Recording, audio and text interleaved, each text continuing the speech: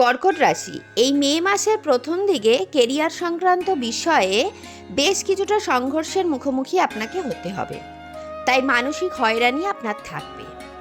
কিন্তু পরের দিকে পরিস্থিতি অনুকূল হবে এবং অনেকটা পরিশ্রম করেই আপনি সেটা করতে সক্ষম হবেন।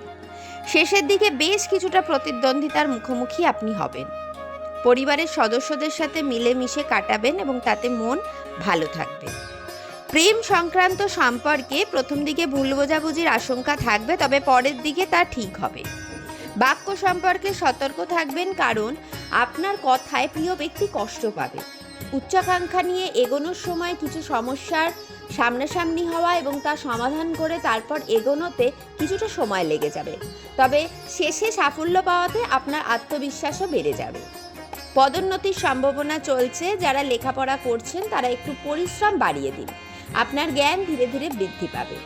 স্বাস্থ্য আপনার প্রথম দিকে ভালো থাকবে, তাই কাজে উৎসাহ পাবেন, তবে পরের দিকে স্বাস্থ্যের প্রতি যত্নবান আপনাকে হতে হবে। সাদা বর্ণের ব্যবহার বাড়িয়ে দিন। সোমবার নিরামিষ খান এবং শিবের পুজো করুন।